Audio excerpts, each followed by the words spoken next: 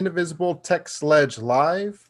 It is Saturday. We're so excited to be with you this morning. It is January 30th, 2021. And joining me today is our Twitter Commander-in-Chief, Jason Sugg. Jason, how are you doing this morning? I'm doing really well, Alex. Thanks for asking. Happy to be here. Hi, everybody. Well, we're really excited because we have some fantastic news to share with you that has been happening on Twitter this last week. And so Jason's going to walk us through the information, and we're going to talk about the story so that y'all are informed and y'all have information so that, you can pass along to other Texans and keep everybody informed what's happening in our state and especially the state legislature. All right, I'm going to just share my screen here real quick. Yeah, we got a lot happening this week. And so we're gonna just go through a number of issues here. We're gonna start with redistricting, and we got some big news this week that the census data has been so bungled that the state won't have what it needs to do redistricting, because this is a redistricting year, until at least July 30th. So that's got a lot of implications for this Texas Ledge session, of course. It means that we'll definitely be going to a special session probably in August or September for this. So, it's hard to know what the implications of this were going to be. This was going to be a central issue of this Ledge session. Now it's clearly been moved off, and the legislature is going to be focused on other things. And we're going to have to stay focused going forward, right? Yeah. Exactly. We get double the organizing this year with a regular session and a special session. Stay on your toes, people. Here we go. And along this line, what is happening on this is that the Texas Senate is holding virtual redistricting hearings, and there's a whole series of them throughout the month of February. You can go to our action here. This is also on our website. And you can find out how to sign up for these and drop in and give your testimony, asking that we have districts that are fair to everybody and that aren't that don't kind of carve up communities that belong together in the interest of maintaining GOP power in Texas. Yeah, and this is something that a lot of amazing partners are working together to try to help spread the word in Texas. All on the Line Texas, League of Women Voters in Texas, Texans Against Gerrymandering, Fair Maps Texas, all of these names. If you're not following them on Facebook or Twitter, make sure that you're connecting with them. We're going to continue to try to highlight the information that they're also providing us. So that way more Texans know about this process, how to prepare for hearing testimony, give written testimony. We got a lot of great links in our action for people to check out. Mm-hmm. And I also just want to highlight our Twitter account. We are going to be posting actions throughout this session here and in other places. But if you're on Twitter, give us a follow. We have this crazy handle here, but if you just search for Indivisible TX Ledge, you'll find it. So yeah, give us a follow.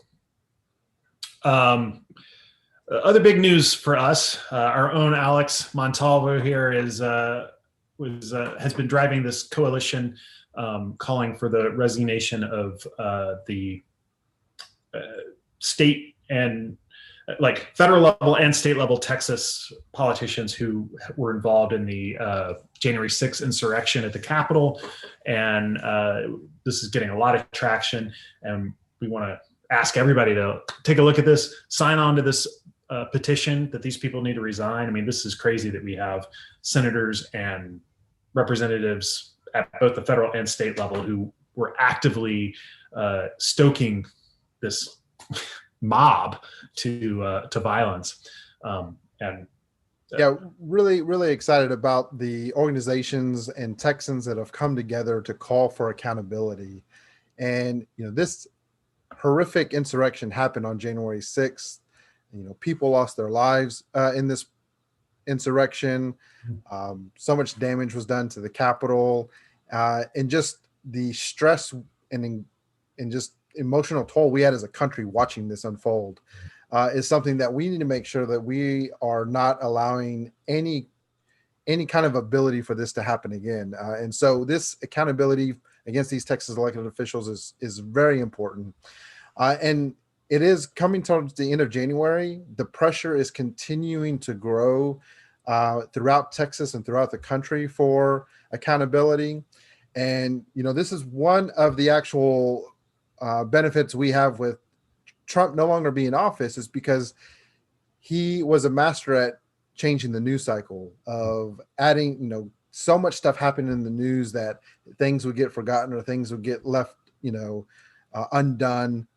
And with him out of office, with him out of the picture, we're able to keep the news cycle a little bit more focused on this accountability need that we have in our country and in our state. And so if you haven't taken action, within these links, there's, the petition you can sign as an individual. There's actions you can take to keep the pressure on. And if you are a part of any Texas organization that would be willing to sign the statement, along with the over 80 organizations that have signed so far, let us know. We're also going to have a big action come February 3rd, next Wednesday, that we'll be posting on Facebook and Twitter. So be on the lookout for that. Yep. And a shout out again to Alex for all his work on this. This just came out this morning, and it's pretty, I mean, it's Texas related, right? Our own Alex Jones was one of the seed money givers for this January 6th rally that turned into a storming of the Capitol. And he's obviously a big player in Texas politics at this point as well. And so I'm personally, and I imagine all of us are hoping that there's accountability there as well. He's been a real provocateur in ways that have been borderline illegal for many years now. Yeah, and the stories keep coming out around the amount of preparation and support these insurrectionists had from not only people with money, but also elected officials. And so this is where, the more we put attention on this, the more digging that journalists will do, and the more that we can uncover who needs to be held accountable for everything that happened. Yep. And in Texas, this too is part of the, our state level officials were filing lawsuits trying to, further the big lie about the election being stolen and whatnot. And so we're wrapped up in it here in a big way. Along those lines, I thought this tweet from Chris Hayes was great, that really laying out the way that, this is what's happening at a national level now, right? That we have two parties, and one of them is really quite rapidly becoming just an anti-democratic party, not anti-little d democratic, right? Not anti-democrats, anti-democratic. So we need to have this in mind, especially as we watch the Texas GOP get more and more radical. They've included QAnon language in their platform. They're out there spending taxpayer dollars trying to, endorse these anti-democracy initiatives, and it's really nothing could make it clearer to me that it's time for our state to take a new direction. And this is where Texas is becoming unsafe because of these actions. The Capitol alone has been closed 6 days in the month of January due to credible threats based on what happened on January 6th and also leading up to the inauguration of President Biden. And so the support of this kind of language and this kind of rhetoric is making Texas unsafe in real ways. Absolutely. And this is why we need to push back against any buddy in Texas who is trying to perpetuate this kind of stuff. Absolutely. Yeah, we shouldn't give any quarter to this kind of language. Pivoting a little bit, there's an issue at the national level. The Biden administration has issued an executive order stopping new oil and gas leases on federal lands. And this is like the Texas Republicans, but also a number of Texas Democrats have really pushed back against this. But I mean, the oil and gas industry has been in collapse here for the last 4 years. Abbott and the Texas Republicans are actively trying to pin that on these actions by the Biden administration. But this is an industry that has been in collapse. And the way forward for Texas is pretty clearly investment in other energy sources, sustainable energy sources that don't put us through this boom bust cycle that oil and gas has done for, I mean, what now, 50 years here, where it's, there's money flowing out of the ground until it just all collapses and then everything drops out again. Cristina Census Ramirez made a recent point that I saw in a community meeting about just our state's capacity for wind and solar energy is huge because of the size of our state. Mm-hmm. And so the green jobs market in Texas would also be huge. And she did make a correction on her tweet in a subtweet that 25 million jobs in Texas, it's 25 million jobs in the US. But that's a lot of economic activity that will be happening right here in Texas. Mm-hmm. And just to highlight our environment huddle, part of Indivisible Text Ledge, Jason, you talked about these members of Congress that are pushing back against this, but the state legislature has a key role in helping us move forward. And so our 5 priorities are around the climate crisis, making sure that we need to start transitioning from fossil fuels to mitigate the worst effects of a changing climate. We need that agenda on the table. And that's something our education huddle is going to be working on with so many great partners and fellow advocates in the state of Texas. We need a stronger and more transparent TCEQ, which is the Texas Commission on Environmental Quality. They must take its role seriously to protect Texans and our environment. We need to reform the Texas Railroad Commission. It's called the Texas Railroad Commission, but the agency is in charge of regulating the fossil fuel industry and pipelines. And a lot of people don't make that connection, and the actual organization needs to be renamed as well to properly identify the work that it does. And then we need community protection from pollution. Environmental and social justice are intrinsically linked. We saw this in Houston, another cancer cluster, because of the effects of bad policy and just impacting a community, a Black community, because of our inability to properly protect Texans with environment issues. And so this is a big part of social justice. And then protecting water. We have a potentially scarce resource in Texas. Both groundwater and surface water in our state are endangered by lack of appropriate protections. And so we need to continue to move in that direction. And so Christina's tweet around the green jobs and transitioning off oil and gas is exactly where we need to move in Texas. And our environment huddle, thankfully, is definitely working in that space to make that change. Mm-hmm. Yep. Yeah. So join us over there if this is an issue that lights you up, because we need help with it.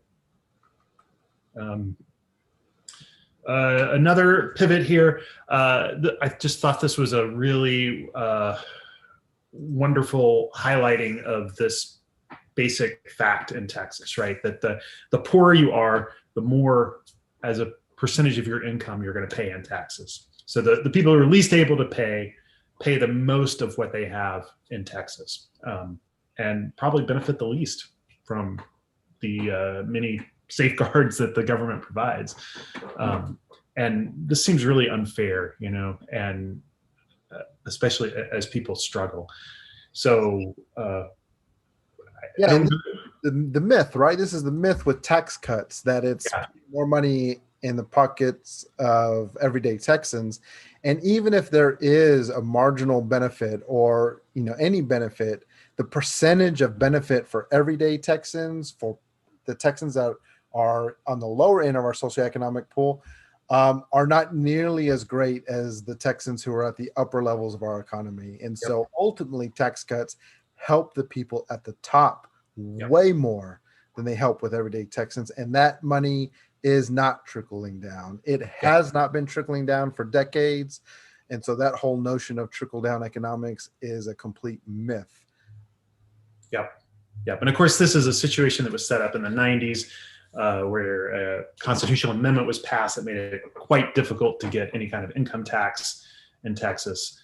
And so we rely on property taxes and sales taxes primarily, which are regressive tax measures. I don't know that there's any policy proposals right now to remedy that, but it's something that we need to be keeping in mind, it seems like. On to COVID, and this is, continues to be a very large issue in Texas because we have so many people, and so many people are dying, and so many people are getting sick. This was really striking to me that if you look at the headline from the Austin Statesman that this tweet was quoting, that it took 8 months to get the first million coronavirus cases in Texas, and 1 more month to get the second million. And this is coming at a time, of course, where Abbott and other statewide Texas Republican leaders are like on the attack against any restrictions that cities are putting in place to try and limit the spread of COVID. And that seems to be more the priority. I mean, Abbott's out there proposing bills that insulate businesses from liability for COVID if they open. That seems to be the priority, and not preventing the spread, getting the vaccines to people, all of that. And that's a real telling difference, right? And this number, 35,000 people dead in 10 months? That's a lot of people. Yeah, it's can get tough, I think, for people to kind of see all these numbers, millions, hundreds of thousands, tens of thousands, and understand the human cost. And just if people take a moment to think, 35,000 lives have died from COVID. What's the impact to those families?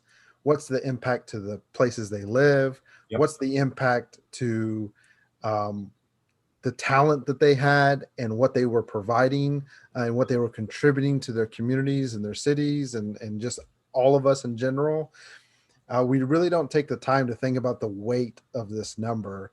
And even when we give statistics, a lot of people look at a big number to a small number and say, well, this small number is not that bad.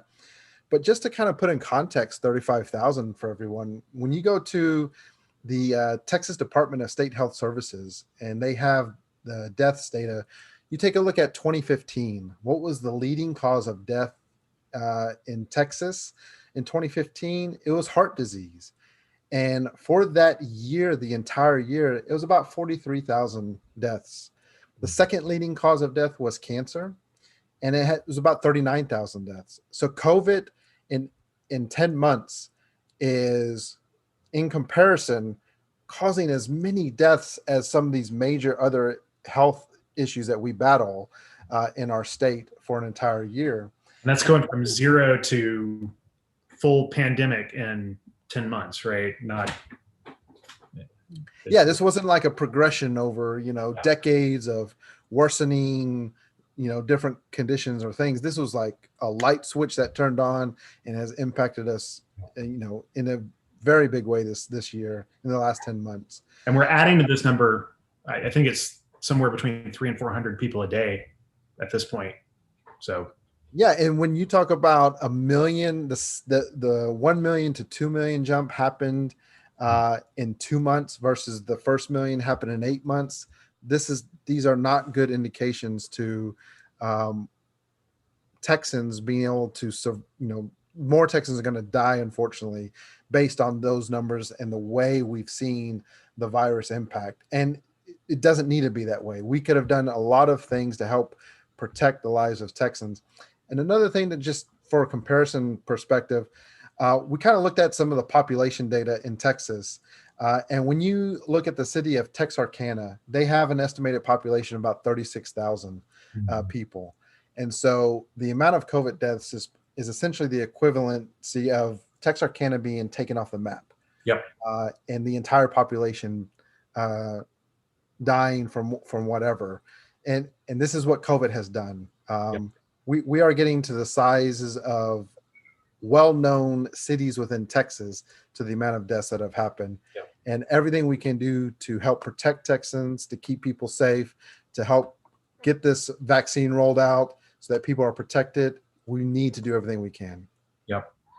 And one last thought on this is that this is a social justice issue too. Like, these deaths are overwhelmingly tilted towards brown and black people, and the people who are the least protected, right? And have the least access to healthcare and whatnot. So, yeah, it's hard to watch. Absolutely. Along these lines, it's really striking that the Texas public school system has announced that students are going to be required to show up in person this spring to take the STAAR test. I mean, this is like a couple months away, if that much. And they're going to be requiring people to show up in person to take this test, where this virus will almost definitely spread. It's a little mind-boggling how they could be. Yeah, and we hear a lot about, the STAAR test. It's going to be important because we get that data point to see what the gaps are. And it's treated as if the STAAR test is the only tool in the toolbox to be able to assess students and any of the education gaps that are happening due to COVID. School districts are rolling out various tools throughout the year to identify where students are. They use something that's called map testing, and they have other tools that they have available to where not all of the pressure needs to be put on a single day for this test to be administered to know what education looks like in Texas. And so a lot of education advocates are pushing for this to be not implemented this year. We had the waiver in 2020. There's potential that there could be another waiver for 2021. And what is unfortunate in Texas is that the TEA commissioner, Mike Morath, is signaling and saying, even if there is a federal waiver not to have to take this test, because Texas implements a STAAR test because of the federal requirement, if they waive that, Commissioner Morath is signaling that he still wants to have this test implemented. And, we just shared the amount of deaths in Texas. We have all been enduring various levels of strain and stress. And we know our teachers in our public education system have been doing miracles trying to connect and teach students in person and virtual. And so do we really need this data, this 1 day test in Texas, to add all of the stress onto our education system right now? And it really makes you think, what is motivating this? Like, we have other tools, we have other approaches. What's really motivating? And I think Texas Tribune's article, where they highlight at the very end of the article about the reduction in what they spent for the Educational Testing Service, ETS. And so they just signed $388 million, 4-year contracts with 2 companies to administer, develop, and score the exams so they can be done online. And after Texas received the waiver in 2020 to cancel the STAAR, it reduced the contract by $19 million. So it becomes very clear, in our opinion, that the people who make money off the implementation of STAAR test are the ones who are pushing for the STAAR test to happen. And whatever industry is being propped up by the implementation of STAAR test, that should not be our priority right now. Our priority is doing everything we can to serve the students and families in our communities, and giving resources to schools and teachers and districts to be able to meet the various needs that they already know need to be met within those spaces. Yep, absolutely. And this is part of the broader just mess that the coronavirus response has been in Texas.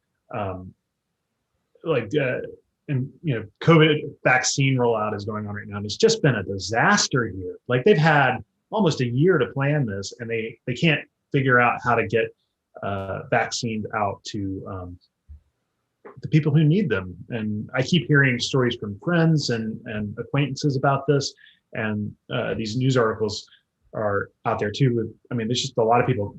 I mean, this is such a problem that everybody's saying we need to fix this. And I think this is really on Abbott's plate. I mean, this is a statewide response that he has just flubbed, and it's hard to see how he could have let this happen.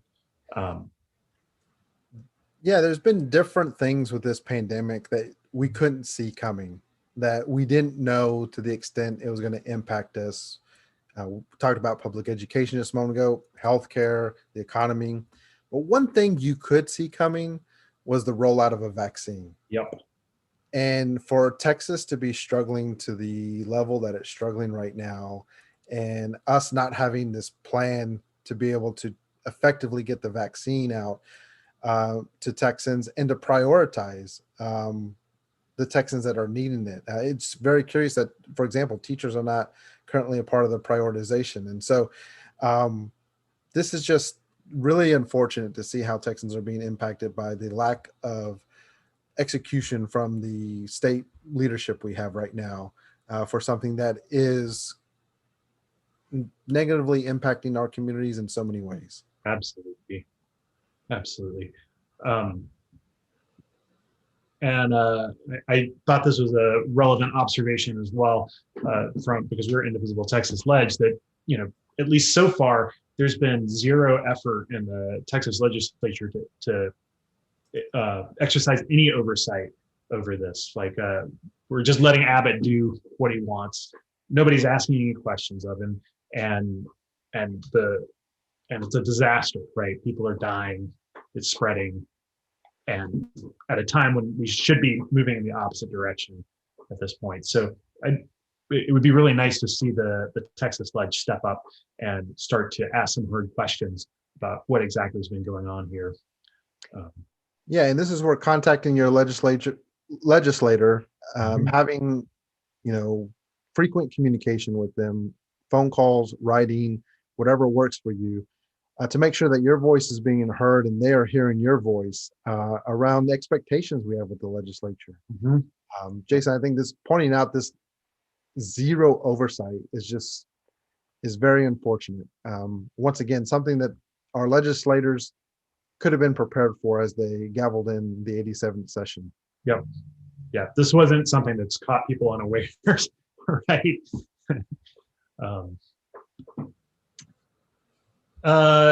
Shifting a little bit, we're seeing a number. I mean, this was obviously a big issue a couple of Lege sessions ago, and so also in the most recent Lege session, although to a lesser degree. And we're seeing again some transphobic bills being passed or introduced, not passed, introduced, that are really targeting trans kids who are, I mean, this is one of our most vulnerable populations, right? I mean, these kids are,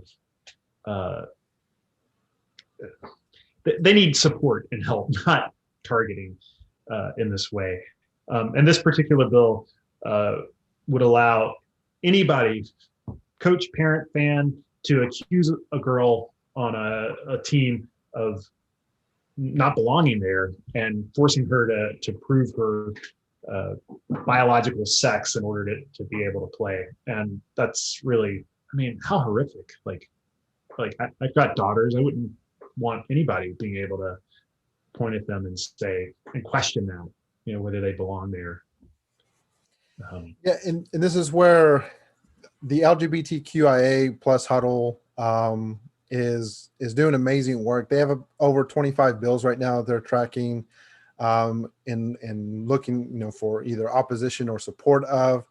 And this is where this is just important, because we have legislators, unfortunately, that target this community and try to implement laws through legislation that do harm versus helping the community in various ways that they could use help and they could use support. And so this is where everyone being aware of this potential legislation, and that way, if it does start moving along in the process and truly needs to be stopped, that we're ready. And so absolutely, this is an issue that you are passionate about and you want to help advocate for. Join our LGBTQIA plus huddle. They're doing amazing work, and we want to make sure that we are supporting every Texan to have the rights and dignity that they deserve within our state. Yep. Good old indicted Ken Paxton is back in the news, and I liked this that Jolt was calling him out on this. Jolt, another great organization. If you're not following them on Twitter or Facebook, please do. And of course, this is about Biden's executive order freezing deportation responses, and Paxton, again, using taxpayer dollars, it's suing the federal government to overturn this. And as usual, this is one of his stunts to grab headlines and distract from his own legal troubles, and also to restart his stalled fundraising. So, Yep. This guy, it's time for him to go. Yeah, we've been calling on accountability for him even before the, his participation in January 6th. The amount of, fraud that has been, he's been accused of by staff members. And then, his claim that, whistleblowers are not protected from his office and things like that. You're exactly right, Jason. Attorney General Ken Paxton is essentially using the legal system as his PR avenue to be able to keep relevance for himself, to be able to keep funding coming to him. And it is definitely not about helping Texans. Yep. The number of frivolous lawsuits Attorney General Ken Paxton has filed is embarrassing, because we need an Attorney General to help solve what is happening in Texas. And we have plenty we need to solve here in Texas. And he does not, he has not shown he's committed to any of that work. And I think there's a little bit of badge of honor we at Indivisible Text Ledge have when it comes to Attorney General Ken Paxton, because we have been calling him out for several months now. That's right. We're proudly blocked by indicted Attorney General Ken Paxton because he doesn't like what we have to say. We wear it as a badge of honor and take it as a sign that we're on the right track here. May we all live our lives so that we're blocked by indicted Attorney General Ken Paxton. And I think we just want to say, Attorney General Ken Paxton, we're glad you see us, and in seeing us and calling for accountability, you've blocked us from Twitter. We just want to return the favor and say we see you, and we look forward to blocking you. Even if it takes us all the way to the voting booth, we're going to make it happen. Amen. This is taking another pivot here. I just thought this is a really important issue that's not quite getting talked about enough. I think this is something that's really gotten highlighted in the time of COVID, just how cut off rural Texas is in terms of utilities. This is internet, electric, their water systems are struggling. And this is one of those things that is an actual issue that our state needs to address. And instead we're spending, we're spending money on frivolous lawsuits. We're going on the attack against environmental regulations, all of that. And this stuff is just getting left. These people are getting left behind completely. And and this is where, once again, our state is so huge. We have so many things to solve for every Texan, both in our urban areas and in our rural areas.